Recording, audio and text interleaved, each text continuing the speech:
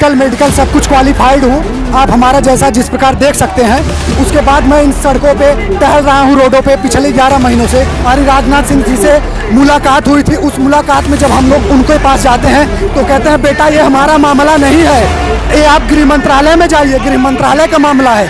गृह मंत्रालय में जाते हैं तो हमको हमारे ऊपर लाठीचार्ज किया जाता है। हम इलाहाबाद से आए हैं, हम भोजपुरीवादी है। जब मोदी आवत हैं तो इलाहाबाद में कहते हैं का हाल बा, तो हम सब जोश से साथ कही था हाँ ठीक बा। हम उनको अपना आदर्श मानते हैं प्रधानमंत्री मोदी जी को। लेकिन आप आज हमारी आवाज़ को नहीं सुन रहे हैं। सुन लीजिए मोदी जी साहब, आपसे निवेदन है, मैं भी आप की तरह संघर्ष किया हूँ, न्याय दीजिए। मैं खुद बीजेपी का कार्यकर्ता हूँ, बीजेपी के पार्टी के लिए बहुत काम कर चुका हूँ। लेकिन आज हमारा दिल इतना दुखी हो चुका है। माननीय गृह मंत्री अमित शाह जी, मैं आपको क्या बताऊँ, कहा ये ना हमको किसी विपक्ष सरकार से कोई मतलब है, ना चंद्रशेखर रावण से कोई मतलब है, ना राहुल गांधी से कोई मतलब है, किसी पार्टी से कोई मतलब नहीं। मैं देश का युवा हूँ, मैं अपना हक मांगने आया हूँ। अगर आपको लगता है कि हमारा हक जायज़ है तो हमको न्याय दिया जाए। आप देख रहे हैं राइट टू न्यूज़ और मैं हूं अयान खान। आज मैं मौजूद हूं जंतर मंतर पर। एसएससी जीडी 2018 का प्रोटेस्ट फिर से शुरू हो चुका है। इससे पहले इन्होंने 15 दिन का प्रोटेस्ट किया था जंतर मंतर पे ही, फिर भी सरकार इनकी बात नहीं सुन पा रही है। और इनका ये भी कहना है कि पहले इनकी राजनाथ सिंह से बात भी हुई थी, पर राजनाथ सिंह का आश्वासन दिया था कि इनकी बात सांसद में रखी जाएगी, पर इनका अभी तक कोई भी रिजल्ट नहीं आया है। जबकि ये युवा मेडिकल, रिटन और फिजिकल सारे टेस्ट क्वालिफाई कर चुके हैं, फिर भी इनका सिलेक्शन नहीं हुआ है। एसएससी वालों ने अभी तक इनकी ज्वाइनिंग नहीं ली है। नित्यानंद जी ने ये भी कहा था कि 1,10,000 के आसपास सीट खाली है और ये स्टूडेंट 55,000 हैं, फिर भी इनकी ज्वाइनिंग नहीं हो पा रही है। यहाँ पर हम जंतर मंतर मौजूद है, आप देख सकते हैं कि इस तरह की भीड़ है यहाँ पर। ये 10 महीने से भी ज़्यादा हो गए, हर जगह दिल्ली के हर कोने पर गए थे। यहाँ पर लाठियाँ भी खाई, कई सारी जगहों पर इन्हें हटाया भी गया, फिर भी सरकार तक इनकी बात नहीं पहुँच पाई है। ये आज फिर से शुरू कर रहे जंतर मंतर पर अपना प्रोटेस्ट। यहाँ के कुछ युवा से हम बात करेंगे, जानेंगे क्या कहना चाह रहे हैं, क्या है इनकी राय, इन पर क्यों नहीं सरकार इनकी बात सुन पा रही है। और मैं विजय पांडे, मैं उत्तर प्रदेश के प्रयागराज जिले से आया हूं और मैं पिछले 11 महीने से परेशान हूं। बार बार आता हूं और ऐसे ना उम्मीद लेके चला जाता हूं। घर वाले पूछते हैं क्या हुआ बेटा, मैं कहता हूं माँ सरकार है, उनसे उम्मीद है, हम लोग अपना प्रोटेस्ट कर रहे हैं, अगर हो सकेगा तो ज्वाइनिंग मिलेगा। लेकिन मैं पूरी तरह से अब थक चुका हूं, आर्थिक रूप से और मानसिक रूप से, दोनों रूप से प्रताड़ित हो चुका हूं। मैं आपसे आह्वान करता हूं केंद्रीय मंत्री अमित शाह जी, हम लोगों को ज्वाइनिंग दिया जाए। मैं पहले आपका रिटन टेस्ट हुआ था जिसमें 100 नंबर का टेस्ट होता है, उसमें से मैं 83 नंबर पाया था और मैं उसके बाद फिजिकल मेडिकल सब कुछ क्वालिफाइड हूँ। आप हमारा जैसा जिस प्रकार देख सकते हैं। उसके बाद मैं इन सड़कों पे टहल रहा हूँ, रोडों पे पिछले 11 महीनों से। तो आपसे निवेदन है कि हम लोगों को ज्वाइनिंग दिया जाए और ये ना हमको किसी विपक्ष सरकार से कोई मतलब है, ना चंद्रशेखर रावण से कोई मतलब है, ना राहुल गांधी से कोई मतलब है, किसी पार्टी से कोई मतलब नहीं। मैं देश का युवा हूँ, मैं अपना हक मांगने आया हूँ। अगर आपको लगता है कि हमारा हक जायज़ है तो हमको न्याय दिया जाए। आपके भर्ती में कौन सा गड़बड़ी हो जाता है। आप उत्तर प्रदेश की बात करते हैं, मैं उत्तर प्रदेश से आया हूँ। उत्तर प्रदेश में भी 28 नवंबर को एग्जाम हुआ था यूपी टेट का, उसके बाद उसका पेपर लीक होने कारण आप परीक्षा को कैंसिल कर दिए। आपके लिए कैंसिल और रद्द एकमात्र शब्द है। लेकिन जो युवा 4 वर्ष से संघर्ष कर रहा है, एक छोटे से कमरे में रहकर तैयारी करता है और कहाँ से पैसा लाके अपना पढ़ाई करता है, उसके बाद पता चलता है कि आपका परीक्षा रद्द हो गया। ये कोई बात होती है। आप सरकार बनाते हैं, आप चुनाव करते हैं, चुनाव होने के बाद मैं अगर कह दूं कि चुनाव को रद्द किया जाए तो आपके ऊपर क्या बीतेगी। आप 1 मिनट के लिए सोचिएगा इन बातों को। ऐसे हम लोगों के ऊपर सोचता है। हम लोग कितना उम्मीद करके अपने सपने को सजोए हुए तैयारी करते हैं, उसके बाद पता चलता है एग्जाम रद्द हो गया।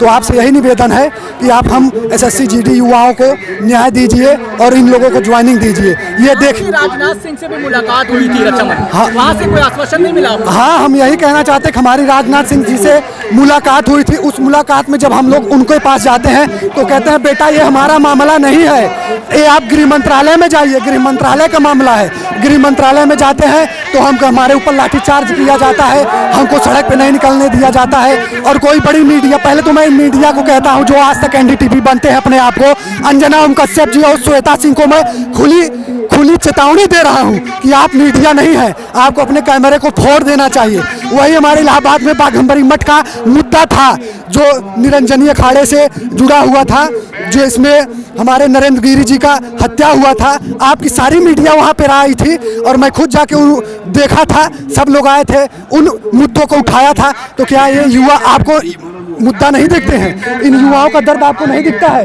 ये 500 युवा ऐसे बैठे हैं बिना खाए। मैं दिल्ली से बिना खाए पिए आता हूँ और कैसे कैसे करके आता हूँ, टिकट दिखाता हूँ, कैसे कैसे करके आता हूँ, लेकिन हमको न्याय नहीं मिलता। मैं पिछले 10 महीने से प्रताड़ित हो चुका हूँ। मैं विजय पांडे उत्तर प्रदेश से आया हूँ। आपसे निवेदन करता हूँ कि माननीय गृह मंत्री अमित शाह जी हमको ज्वाइनिंग दे दीजिए, आपसे यही निवेदन है। उत्तर प्रदेश से आने वाले दिनों में उत्तर प्रदेश में चुनाव भी है, सारे नेता उत्तर प्रदेश जा रहे हैं, वहाँ से सरकार से कोई आश्वासन नहीं मिल रहा है कि युवाओं की आवाज केंद्र तक पहुँचाई जाए। हमारी सरकार योगी आदित्यनाथ जी की जो सरकार है, उन्होंने बहुत बढ़िया काम किया, मंदिर बनवाया, कुछ भी किया, धार्मिक मुद्दे हो चाहे जो मुद्दे हो, युवाओं को उन्होंने रोजगार कहीं न कहीं रूप से दिया। लेकिन युवाओं के साथ गड़बड़ भी उनकी सरकार में हुआ है। उन मुद्दों को वो पारदर्शिता से जांच कराएंगे तो उनको पता चलेगा सिस्टम में कहीं न कहीं गड़बड़ी है। पेपर कैसे लीक हो जा रहा है? आपके सिस्टम में गड़बड़ी है भाई, आप उसकी जांच करवाइए।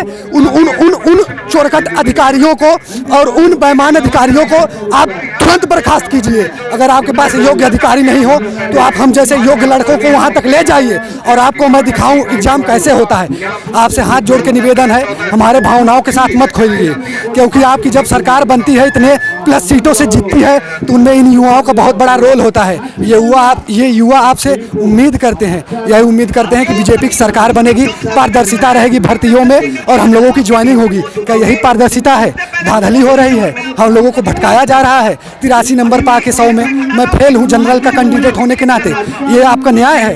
ये न्याय हमको नहीं चाहिए, आप हमको न्याय दीजिए। मैं खुद बीजेपी का कार्यकर्ता हूँ, बीजेपी के पार्टी के लिए बहुत काम कर चुका हूँ, लेकिन आज हमारा दिल इतना दुखी हो चुका है। माननीय गृह मंत्री अमित शाह जी, मैं आपको क्या बताऊँ, काहे आप हमारा दर्द नहीं सुन सकते? अब मैं अपने भाषा में भी बोल सकता हूँ। हम इलाहाबाद से आए हैं, हम भोजपुरीवादी है। जब मोदी आवत हैं तो इलाहाबाद में कहत हैं का हो का हाल बा, तो हम सब जोश से साथ कही था हाँ ठीक बा। हम उनको अपना आदर्श मानते हैं, प्रधानमंत्री मोदी जी को। लेकिन आप आज हमारी आवाज़ को नहीं सुन रहे हैं। सुन लीजिए मोदी जी साहब, आपसे निवेदन है, मैं भी आपकी तरह संघर्ष किया हूँ, आपने भी संघर्ष करके अपनी सरकार बनाते हैं जिस प्रकार हम लोग भी संघर्ष करते हैं। भले छोटे कार्यकर्ता हैं, लेकिन कहीं न कहीं रूप से हमारा भी संघर्ष रहता है। आपसे यही निवेदन है, हमारा भी ध्यान दीजिए, हमको भी ज्वाइनिंग दीजिए, आपसे यही निवेदन है। सबसे बड़ी मुद्दा यही है कि पहली बात तो बड़े न्यूज़ चैनल वाले यहाँ आते नहीं हैं। हमने नोएडा सेक्टर में गया तो आज तक वालों से बोल रहा हूँ तो बोल रहा है बेटा ये बिल्डिंग देख रहे हो, ये बिल्डिंग बीजेपी ने बनवाई है। तो मैं कैसे जाऊँ सरकार के विरुद्ध? बताओ, ये कोई बात होती है? आप देश की मीडिया है, आपको आर्टिकल नंबर 19A के अंतर्गत अधिकार मिला है, बोलने की स्वतंत्रता मिली है, आप कहीं भी जा सकते हैं, स्वतंत्र हैं। तो स्वतंत्रता का फायदा उठाते हुए आप हमारे मुद्दे को उठाइए। वही कहेंगे कि अब हमारे संघर्षों को, हमारे इन संघर्षों को माननीय गृह मंत्री अमित शाह जी और प्रधानमंत्री मोदी जी से और योगी आदित्यनाथ जी से ज़्यादा संघर्ष कोई किया है? कहते हैं प्रधानमंत्री ने चाय बेचा है, चाय बेचा है। बताओ, चाय बेचने के साथ उन्होंने कितना संघर्ष किया होगा? क्या आप वो आराम पाके, वो पद पाके, प्रधानमंत्री का पद पाके वो संघर्ष को भूल गए हैं?